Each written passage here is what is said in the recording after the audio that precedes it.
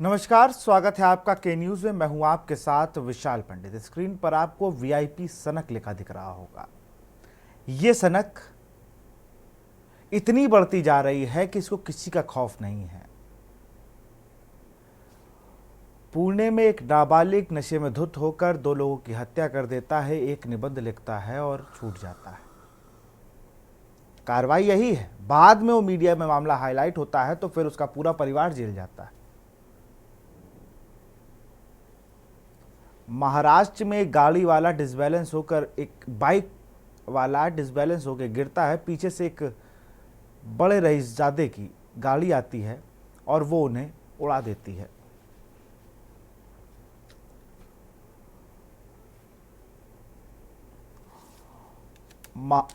पुणे का एक और मामला सामने आता है जहां पर छांव में खड़ी एक महिला पर एक गाड़ी वाला गाड़ी चढ़ाकर चला जाता है।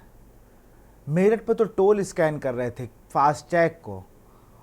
ब्लैक फिल्म लगी स्विफ्ट डिज़ायर ने उस महिला को भी अपना शिकार बना लिया। आज हम बात करेंगे वीआईपी सनक पे।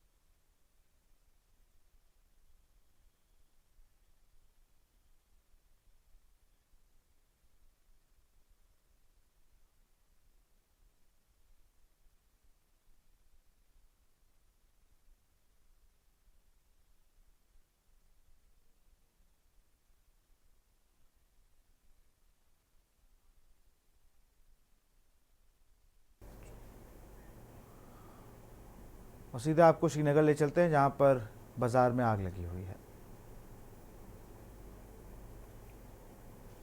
सारी अच्छा गैस मज सारे तिमन दो हर कह बे रंग हिसाब सोरे ये दो सोरे महल मगर ये आब वाब कुन तरीको वात कहीं टोटल आब ये कहन आब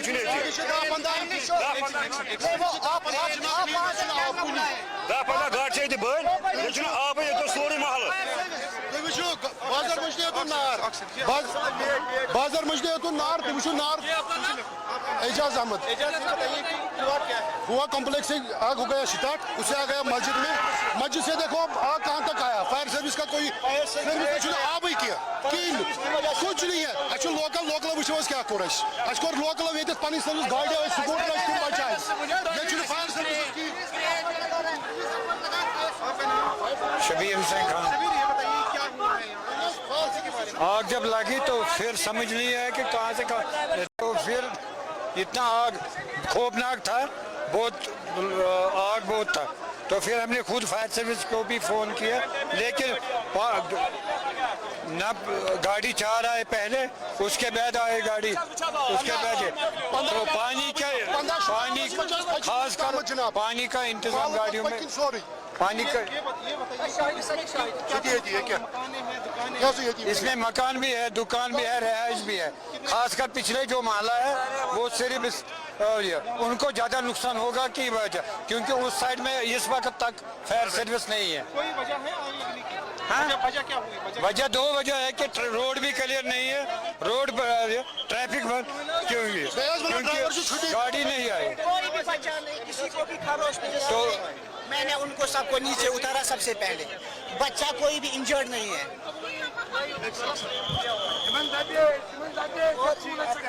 आदिल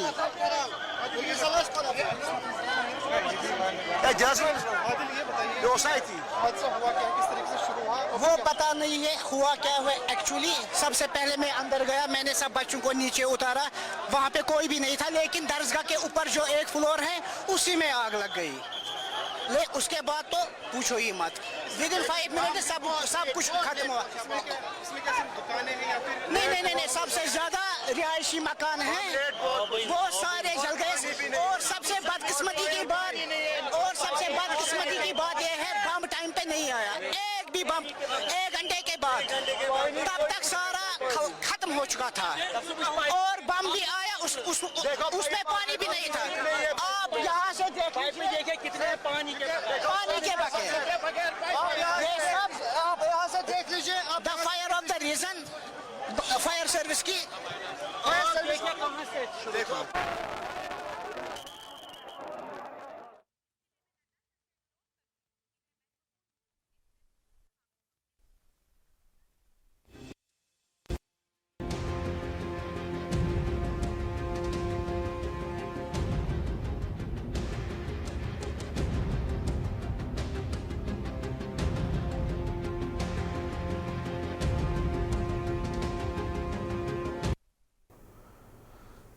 तस्वीर सबसे पहले आपको पुणे की दिखाते, जहां पर एक नाबालिग नशे में धुत होकर अपनी महंगी कार में किस तरीके से एक्सीडेंट करता है और 2 लोगों की हत्या हो जाती है।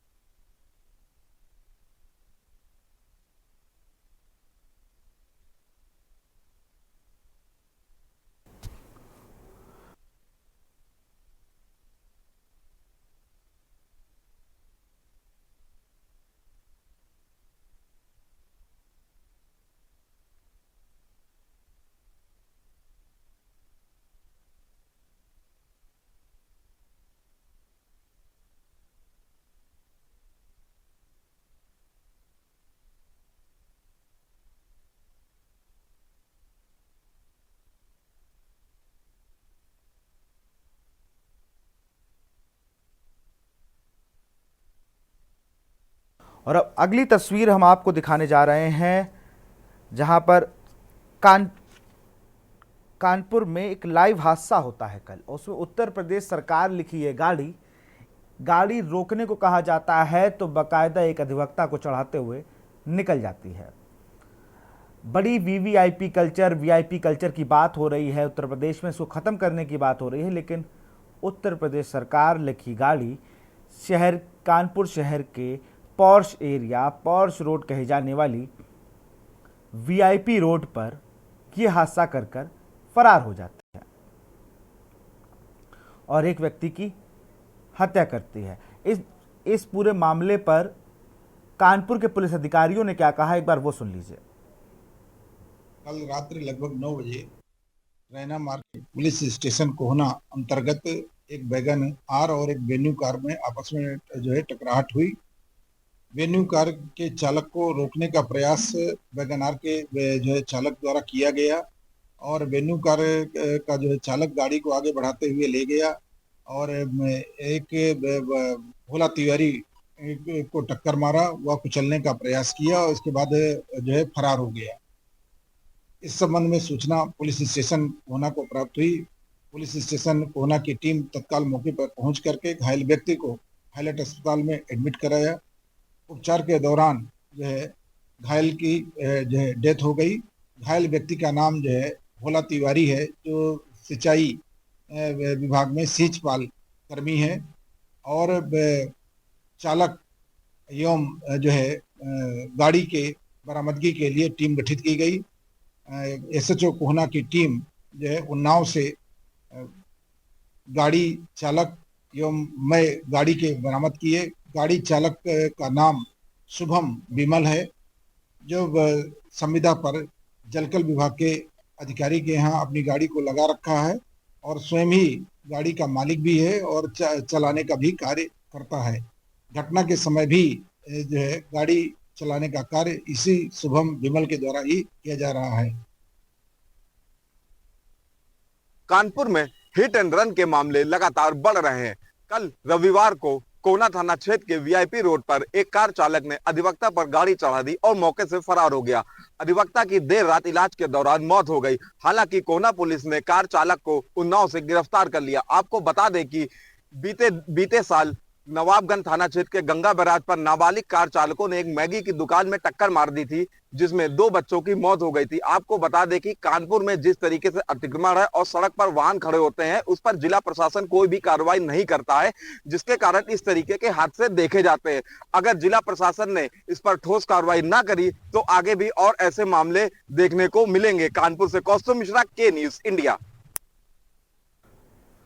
एक तस्वीर और आपको दिखाएंगे मेरठ की, जहां पर टोल पर फास्टैग स्कैन करने के बाद किस तरीके से एक महिला टोल कर्मी के ऊपर गाड़ी चढ़ा दी एक कार चालक ने।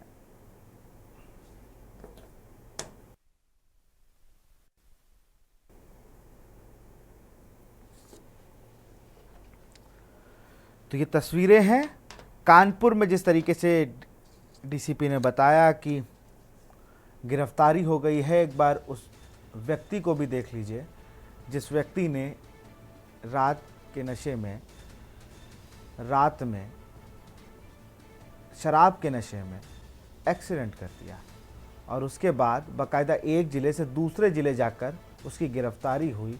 और पूरे यूपी में वीवीआईपी कल्चर को लेकर हर चौराहों पर चेकिंग लगाई जा रही है।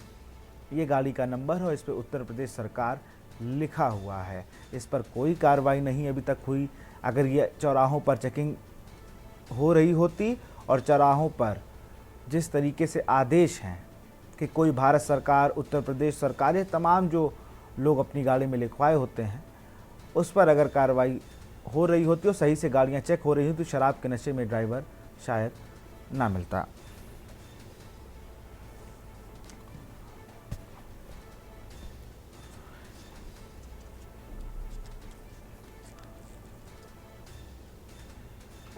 कानपुर में हिट एंड रन कोई पहली बार नहीं है। ऐसे तमाम मामले हुए जहां पर सफ़ेद पोशों ने वो एक्सीडेंट किए और बच के निकल गए। कुछ दिन पहले एक एक्सीडेंट होता है जाजमऊ थाने के अंतर्गत। कानपुर का ये एक थाना है जहां पर कोई सुनवाई नहीं है। वो तस्वीर देखिए किस तरीके से एक व्यक्ति को कार टक्कर मार के चली जाती है और एक परिवार फिर से यहाँ अधूरा हो जाता है। ये तस्वीरें देखिए।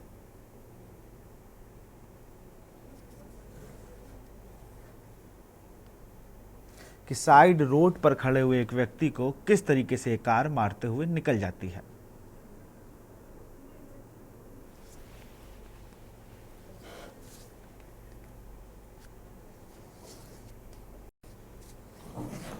और इसी पर चर्चा करेंगे। हमारे साथ राजेंद्र तिवारी बीजेपी प्रवक्ता हैं, आपका स्वागत है। सीमा रहमान है, मनोचिकित्सक हैं। आशीष प्रिंस सोशल एक्टिविस्ट हैं। कौस्तुभ मिश्रा हमारे संवाददाता कानपुर से हैं। सबसे पहले तो रुख करूंगा मैं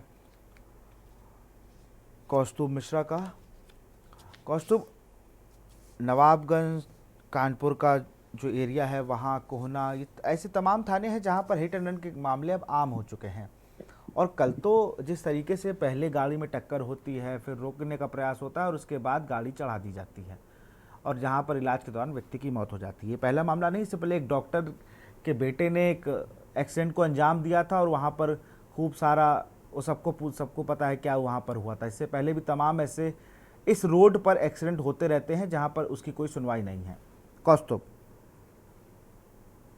जी बिल्कुल, आपको बता दूं, रविवार देर शाम कोना थाना क्षेत्र के वीआईपी रोड पर एक कार चालक शुभम विमल ने अधिवक्ता भोला तिवारी पर कार चढ़ा दी थी, जिससे उनकी इलाज के दौरान मौत हो गई थी। वहीं देर रात आरोपी शुभम को पुलिस ने उन्नाव से गिरफ्तार किया था। आपको बता दें कि यह घटना वीआईपी रोड के रैना मार्केट के पास हुई है, जहां पर तमाम नामचीन दुकानें हैं, जिनके कारण आए दिन जाम लगता है और राहगीरों से वाद विवाद होता है। हालांकि स्थानीय थाने की पुलिस कभी कभी जाकर वहां वाहनों का चालान जरूर करती है, लेकिन स्थिति जस की तस बनी हुई है।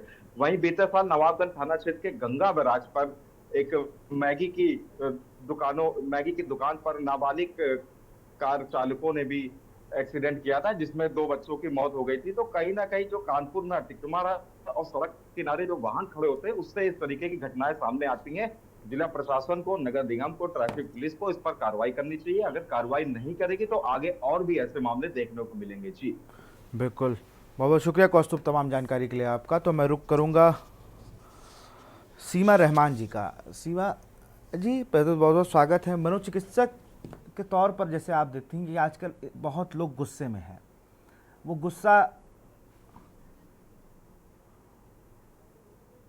लोगों के अंदर गुस्सा बहुत है। जैसे मैं देख रहा हूं कि 2 लोगों में लड़ाई होती है, गाड़ी रोक लेते तो मुझे लगता है कि दोनों लोग की गाड़ी मिलाकर 1,500 रुपये या 2,000 रुपये लगते और गाड़ी बन जाती तो किसी की ज़िंदगी ना जाती। लेकिन ऐसा क्या मन में उस वक्त चल रहा होता है, चाहे वो नाबालिग पुणे का रहा हो या कानपुर का रहा हो या महाराष्ट्र में जो इतने एक्सीडेंट हो रहे हैं लगातार। हम गाड़ियों की खामियों को मान सकते हैं, लेकिन इस तरीके से कि 5-5, 6-6 लोगों की मौत हो जा रही है।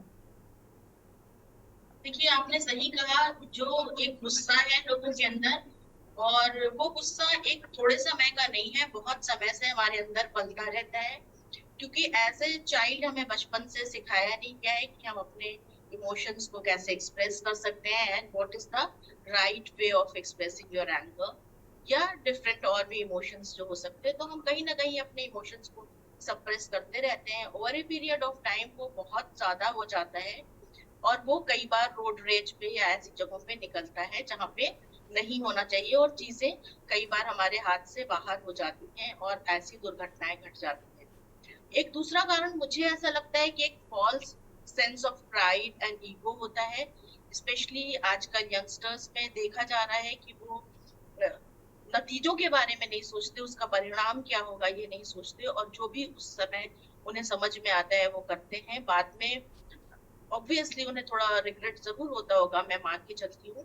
पर इन चीजों को दूर करने के लिए कहीं ना कहीं हमें छोटे बच्चों से, बचपन से ही बच्चों को थोड़ी ऐसी शिक्षा देनी है जहाँ उन्हें काइंडनेस सिखाना है, दूसरों के बारे में सोचना सिखाना है, एम्पैथी डेवलप करना सिखाना है।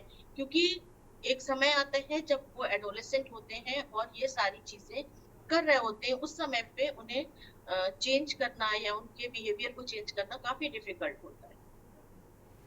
बिल्कुल, और मुझे लगता है जिस तरीके से देखिए, ये सोशल मीडिया के दौर के बाद मुझे लगता है गुस्सा कुछ ज़्यादा ही हो गया है।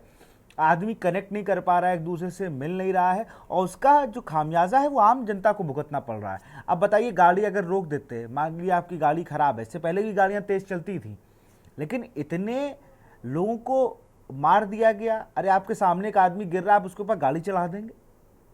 एक आदमी आपको रोक रहा है, आप गाड़ी चढ़ा देंगे? स्थिति इतनी ज़्यादा वो हो गई, अगर आप किसी से अगर कह भी दिए साइड हट जाओ तो हो सकता है वो आपको गाली दे के रिप्लाई करते। सीमा जी। जी बिल्कुल, ये बहुत चीजें जो कॉन्फ्लिक्ट्स को बहुत आसानी से रिजॉल्व किया जा सकता है, पर हमारी मंशा शायद ऐसे जो घटनाएं घट रही हैं वहां पे चीजों को रिजॉल्व करने की नहीं होती है, उनको और ज्यादा एस्केलेट कर देते हैं। और उसका बेसिक कारण जरूर यही है कि हमारे अंदर एक गुस्सा है और वो गुस्सा रॉन्ग वे में, रॉन्ग जगह पे निकल रहा है, जिसको चैनलाइज करने की जरूरत है। बिल्कुल, हमारे साथ राजेंद्र अमिताभ ठाकुर जी हैं, पूर्व IPS हैं। अमिताभ जी, लगातार अब तो रोड रेज आम हो गया है पूरे देश में, चाहे वो रईसज़ादे हों या बड़े बड़े वाहनों के चालक, वो रोड रेस करते हैं और चले जाते हैं, लोगों की जान लील रहे हैं। लगातार ये मामले सामने आए। इसमें कहीं ना कहीं मुझे लगता है पुलिस का जो तंत्र है, जो पुलिस FIR लिखने में जो खेल होता है, कानून बना ज़रूर है लेकिन सख्ती से पालन नहीं है। लिखा है उत्तर प्रदेश सरकार, भारत सरकार, फला सरकार, और चढ़ा दी गाड़ी। अमिताभ जी। देखिए सर, मैं इस पे 2-3 बातें कहना चाहूंगा। जी। पहली बात तो मैं ये कहना चाहूंगा कि जो उत्तर प्रदेश के लिए, और यह मैं मौजूदा सरकार के लिए ही नहीं कह रहा हूं, क्योंकि मैं तो एक लंबे समय तक यहाँ पर रहा और मैंने तमाम स्थितियां देखी, कमोबेश सभी जगह यही स्थिति बन रही है कि दोहरे कानून लगातार, एक कानून सत्ता में बैठे लोगों के लिए या ताकतवर लोगों के लिए, एक गरीबों के लिए या सामान्य लोगों के लिए, कमजोरों के लिए, निसहायों के लिए, और वो कोई भी हो सकता है। आज का मुख्यमंत्री कल को निसहाय हो सकता है, आज का माफिया कल को कमजोर हो सकता है, जो भी है। जो ताकत में है उसके लिए एक कानून, जो कमजोर हो गया उसके लिए दूसरा कानून। हम लोग पता नहीं क्यों इसी पर चल रहे हैं। आपको उदाहरण दूंगा, जैसे जो होना चाहिए था, आपको शायद स्मरण हो, हमारे विभाग की एक महिला एएसपी थी, उनके बच्चे का हिट एंड रन केस हुआ था यहीं लोहिया पार्क के बगल में। बिल्कुल बिल्कुल। उसमें जो एक्शन हुआ था वह एक्शन सही था, वाजिब था। तत्काल उसमें 302 आईपीसी में एफआईआर हुआ।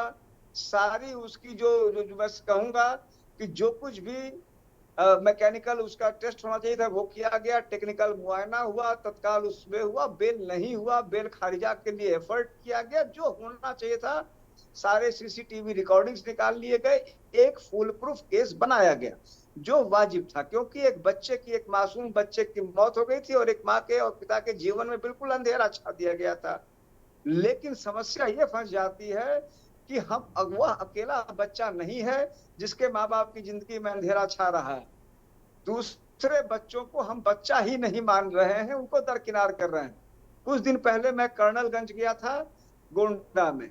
वहां पर अभी जो सांसद हो गए हैं करण भूषण सिंह, ब्रजभूषण शरण सिंह जी के लड़के, उनके कारकेड से 2 लोगों की मौत हुई। जी बिल्कुल। उस मौत के मामले में जिस प्रकार का दोहरा आचरण किया, उनकी एफआईआर तक नहीं दर्ज की। कि एसडीएम ने बताया मुझे, पीड़ित पक्ष ने, मैं जब उनके गांव गया, एसडीएम ने कहा कि जबरदस्ती लिखो, तुरंत लिखो और तुरंत लिखो। अपने मनमाना एफआईआर लिखवाया। यह बताया जा रहा है कि ड्राइवर भी खोज के ले आया गया है, यानी ड्राइवर कोई और रहा होगा, किसी को मनमाने ढंग से 304 ए आईपीसी का, यानी लापरवाही से मौत का एफआईआर लिख के खड़े खड़े जमानत जिसको बोलते हैं कानून की भाषा में, खड़े खड़े जमानत दे दी गई, वो घर चला गया। पूरी घटना की जो गंभीरता थी, जो यहाँ एएसपी महोदया के मामले में जिस गंभीरता को लिया गया था और जो लिया जाना चाहिए था, उसको दरकिनार कर दिया। क्यों?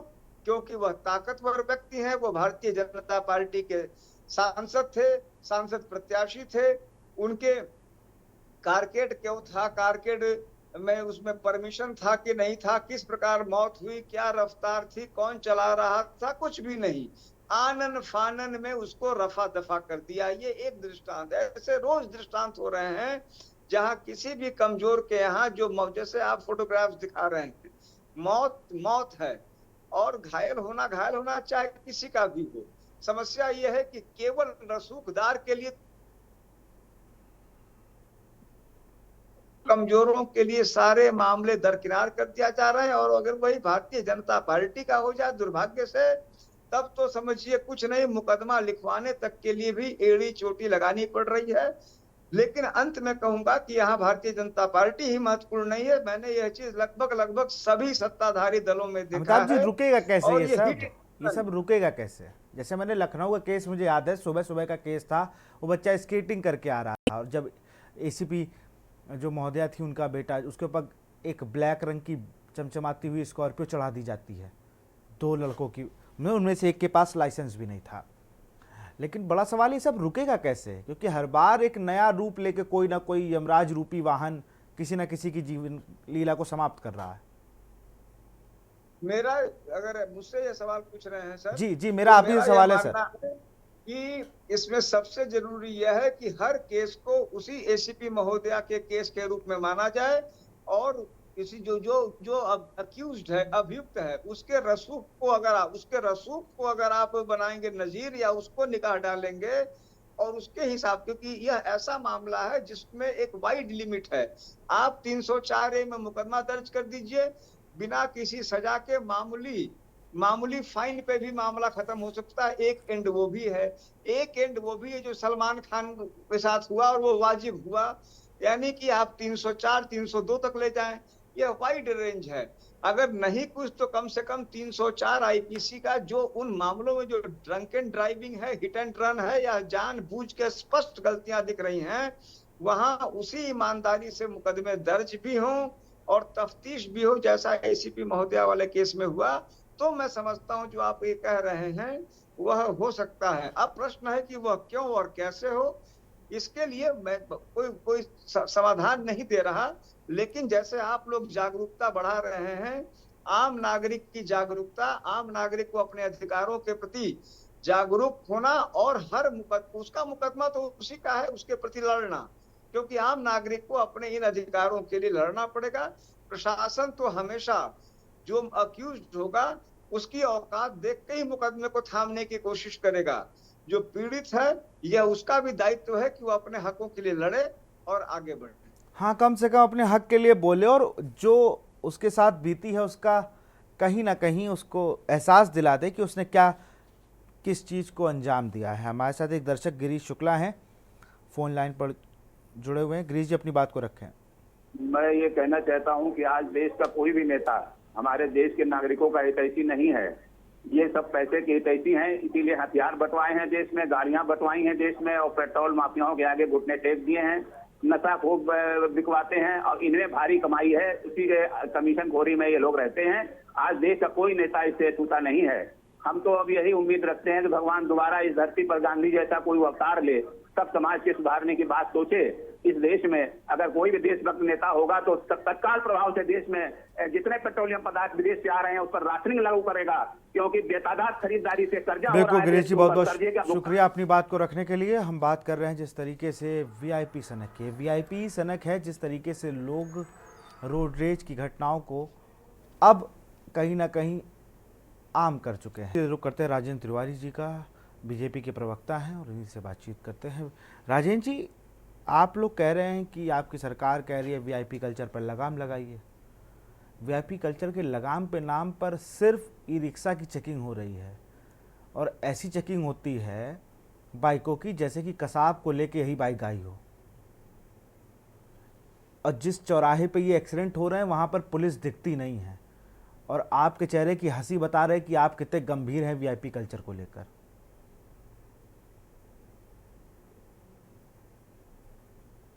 अनम्यूट है भाई साहब, आपको मैं सुन नहीं पा रहा हूं।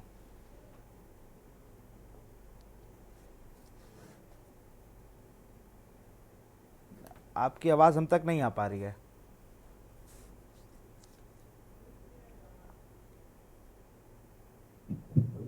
हेलो, हाँ, अब आ गई आप, अब अपनी बात को रखें आप। मैं ये कह रहा था कि इससे तो किसी को इनकार नहीं है कि वीआईपी कल्चर चल रहा है, उसी पे लगाम लगाने के लिए हमारे मुख्यमंत्री ने एक शुरू किया है, एक ईमानदारी पूर्वक कि काला शीशा हटे, घूटर हटे, गलत जो उत्तर प्रदेश सरकार या यहाँ तक हो गया है कि ग्राम पंचायत प्रधान तो दिखता ही था, ग्राम पंचायत का जो सबसे छोटा 100 आदमी का चुना हुआ होता है, सदस्य भी गाड़ी में लिखवा के चलता है।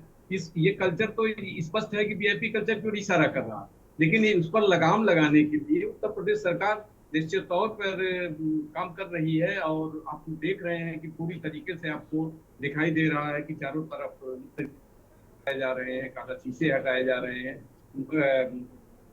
जो गलत लोगों ने अपने गाड़ी पे लिख लिया है उसको हटाया जा रहा है। तो ये काम तो हो रहा है भाई। जब जहां तक एक्सीडेंट की बात है उस पर तो इतना तो आपको मैं मानता भी हूँ कि कठोर कानून लाना पड़ेगा।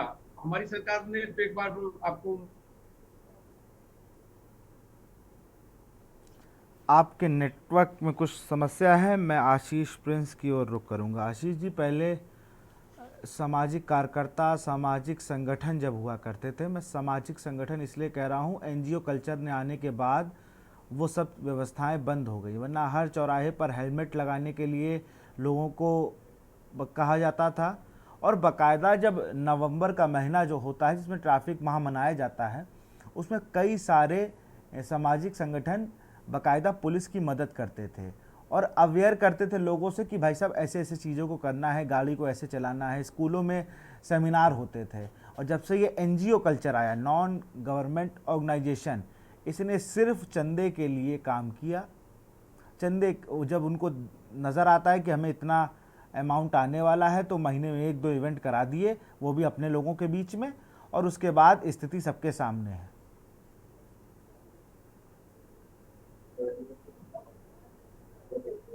देखिए एनजीओ अभी भी कहीं ना कहीं ऐसा तो काम कर रहे हैं कि मतलब जैसे कि यातायात दिवस जब आता है तो कहीं ना कहीं एनजीओ भी मदद करते हैं। लेकिन हाँ, ये बात सत्य है आपकी कि अभी मान लो जैसे सरकार है, सरकार जो होती है उसके तहत ही एनजीओ भी चलते, चाहे वो प्राइवेट हो या गवर्नमेंट हो, कहीं ना कहीं उनकी सरकारी मदद करती है संडे के लिए, वो देना पड़ता है उन्हें, वो सही बात। लेकिन अगर वीआईपी कल्चर की बात करेंगे तो मोटरसाइकिल पर पुलिस ऐसे चेकिंग करती है जैसे कि कोई पाकिस्तानी हिंदुस्तान में एंट्री कर रहा है, उस पर पुलिस लिखा है या विधायक लिखा है या सांसद लिखा है, उसे हटवा देते हैं, उसके ऊपर कार्रवाई करते हैं। लेकिन जब बीजेपी का सांसद जो होता है ब्रजभूषण, जो महिला पहलवानों का इतना शोषण करता है, उसका बेटा जब 2 नाबालिगों पर गाड़ी चला देता है, एक्सीडेंट हो जाता है, उस पर कोई भी कार्रवाई होती है ना।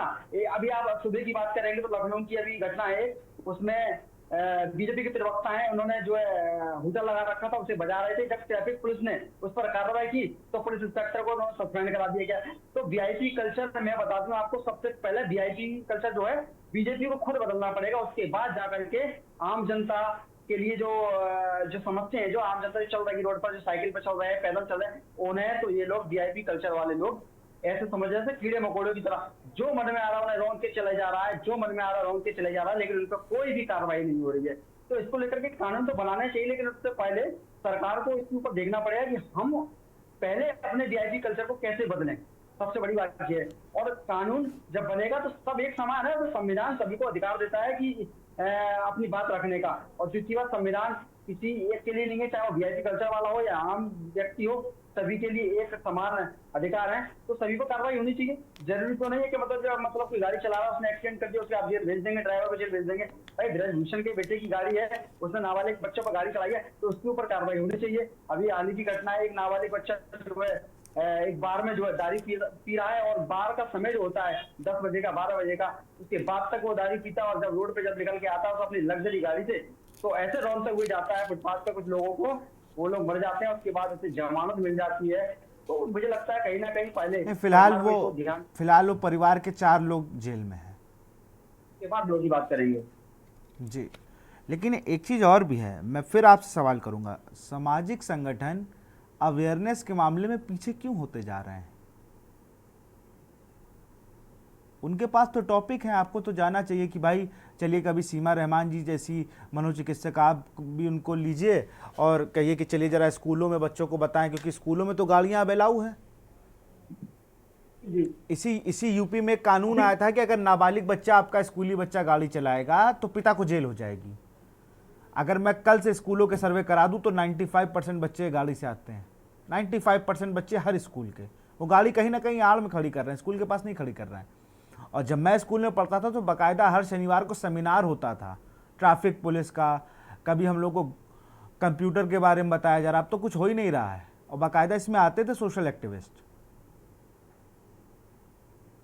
देखिए कुछ लोग सामाजिक संगठन चला रहे हैं, और सामाजिक संगठन चलाने के साथ साथ वो अपने दुकान का काम कर रहे हैं, मतलब कुल मिला के बात करेंगे चंदे पर मतलब इन्वॉल्व हो गए, उन्हें किसी की कोई चिंता नहीं है, ना समाज की चिंता है, उन्हें सिर्फ अगर चिंता है तो उन्हें इस चीज की चिंता है कि हम कैसे आगे बढ़े।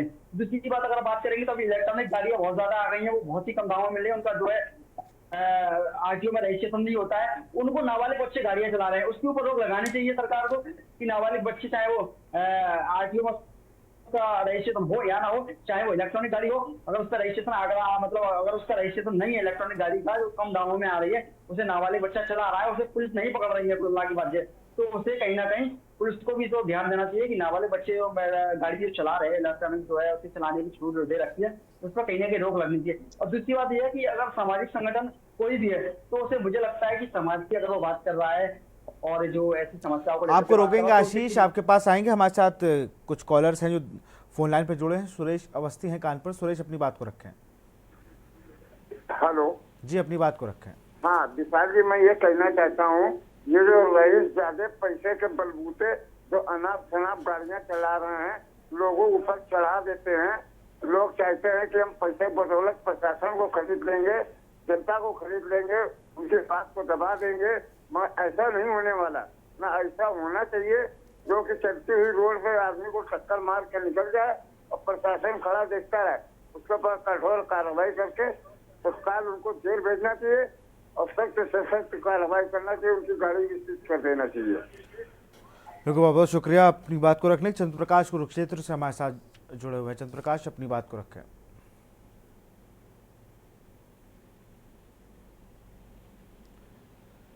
चंद्र प्रकाश, आप हमें सुन पा रहे हो तो अपनी बात को रखें। चलिए, फोन नंबर आपकी टीवी स्क्रीन पर फ्लैश हो रहे हैं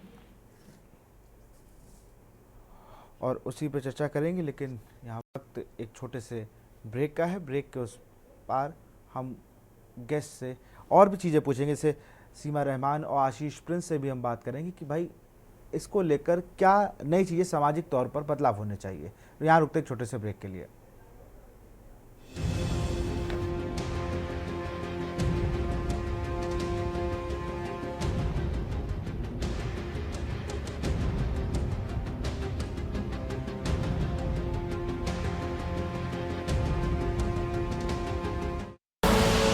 आप देख रहे हैं के न्यूज, खबरों का सारथी। Municipal corporations are prepared to minimize the impact of extreme heat on citizens. They issue advance warning of heat waves via SMS, radio, television, and newspapers. Maximum effort is made to provide water and electricity, especially on heat wave days. Employers have been advised to alter work shifts to cooler hours. During heat hours, go to schools, temples, libraries, gardens, night shelters that are kept open. Additional drinking water booths have been made available. Remain hydrated. Ambulances, hospitals, and health centers have enough staff and medical supplies. Visit in case of emergency or call the 108 ambulance immediately. Be alert, be safe. आप देख रहे हैं के news, खबरों का सारथी।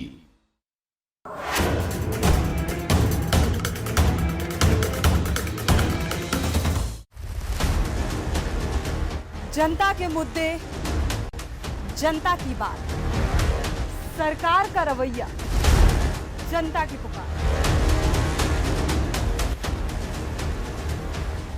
इत की बात ना उत की बात, हम करेंगे जनहित की बात। के न्यूज रखता है सबसे सरोकार।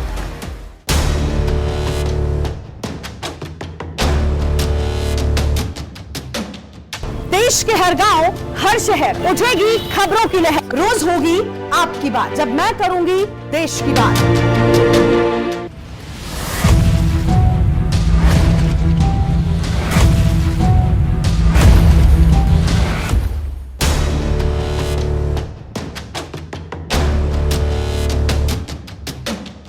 देश के हर गांव, हर शहर उठेगी खबरों की लहर। रोज होगी आपकी बात, जब मैं करूंगी देश की बात। आप देख रहे हैं के न्यूज, खबरों का सारथी।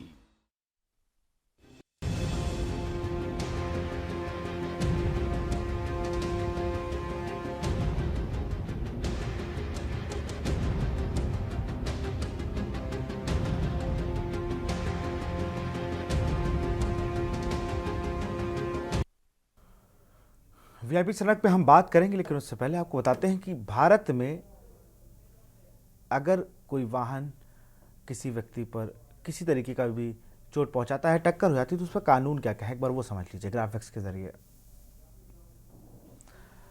सड़क हादसे पर सख्त कानून, आईपीसी की धारा 279, जल्दी या लापरवाही में वाहन चलाना। गाड़ी चलाते समय आईपीसी की धारा 279 तक कार्रवाई हो सकती है। इसी तरह के मामलों में आरोपी को 6 महीने की जेल और 1000 रुपये का जुर्माना या फिर दोनों सजा हो सकती है। आईपीसी की धारा 304, गैर इरादतन हत्या। सड़क हादसों में होने वाली हत्याओं पर आईपीसी की धारा 304 के तहत केस दर्ज किया जाता है। हत्या के सभी अपराध गैर इरादतन हत्या की श्रेणी में आते हैं और इसी तरह के मामलों में दोषी पर 10 साल तक की जेल और जुर्माना कर दिया जाता है। आईपीसी की धारा 337 के तहत अगर कोई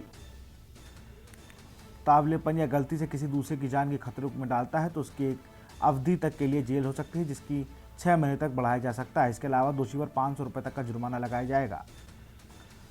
मोटर वाहन एक्ट के तहत सजा का प्रावधान, आईपीसी के तहत तो दोषी को सजा मिलती है। इसके अलावा सड़क हादसों मोटर वाहन अधिनियम के तहत भी सजा का प्रावधान है।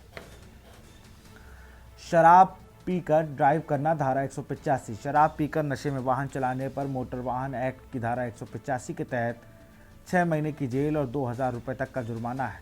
अगर कोई जल्दी या लापरवाही में गाड़ी चलाता है तो उस पर धारा 279 के तहत कार्रवाई की जाती है। ऐसे मामलों में आरोपी को 6 महीने जेल और 1000 रुपये का जुर्माना या फिर दोनों हो सकते हैं। धारा 304 गैर इरादतन हत्या,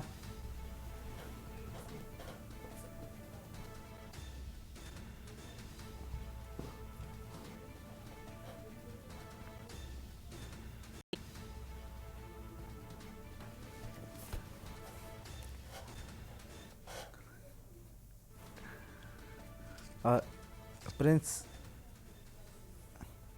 आशीष प्रिंस हमारे साथ जुड़े हुए हैं। प्रिंस, कानून की आप बात कर रहे थे अभी कुछ देर पहले, तो मैंने कानून का तो जिक्र कर दिया और साथ ही साथ एक बड़ा सवाल है कि लोगों के अंदर मुझे लगता है इंसानियत अब कहीं ना कहीं ख़त्म हो चुकी है।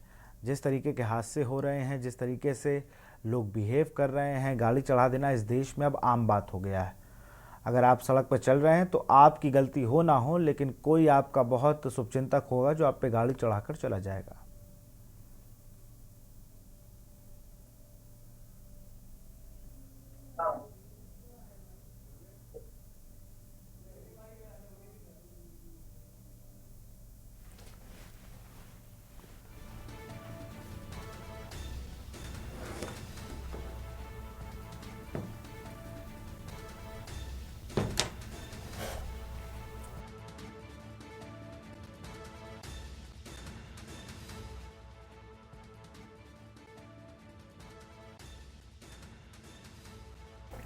आशीष प्रिंस एक बार फिर हमसे जुड़ चुके हैं। आशीष, सवाल आपको सुनाई दिया था?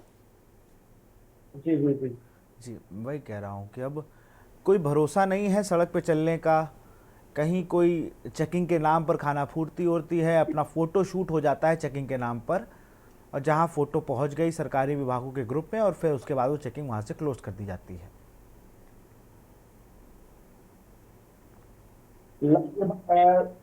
आप देख रहे होंगे लगातार चेकिंग की जब बात आती है तो पुलिस फोर्स हो या कोई प्रशासनिक अधिकारी हो, रोड पर जाकर के ऐसे चेकिंग करते हैं जैसे कि मान लो कि बहुत ही अच्छे तरीके से चेकिंग कर रहे हैं, जैसे कि मान लो कोई घटना ना हो जाए।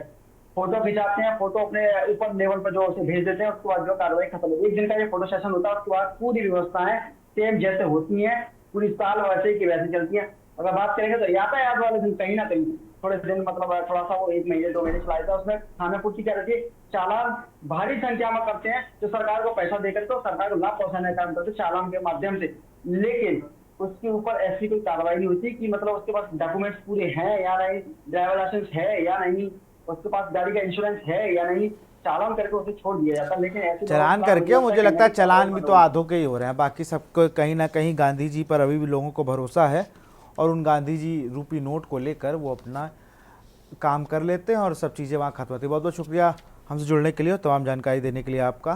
तो आज हम बात कर रहे थे वीआईपी सनक की। ये सनक ना जाने किस ओर जाने वाली है, लेकिन फ़िलहाल तो उस पर अंकुश लगना बहुत ज़रूरी है, क्योंकि गाड़ी पर लिखे बड़े बड़े पदों ने लोगों के दिमाग में ऐसी सनक चढ़ा दी है कि अगर आप अपने घर से निकले हैं, आप फुटपाथ पे भी चल रहे हैं, तो कोई ना कोई गाड़ी, कोई वाहन आपको कहीं और भेज सकता है। और ये सिर्फ एक एरिया तक सीमित नहीं है, पूरे देश में अब हिट एंड रन के मामले आम बात हो चुकी है। जिसके पास पैसा है, जो पावर में है, उसके लिए कानून अलग है।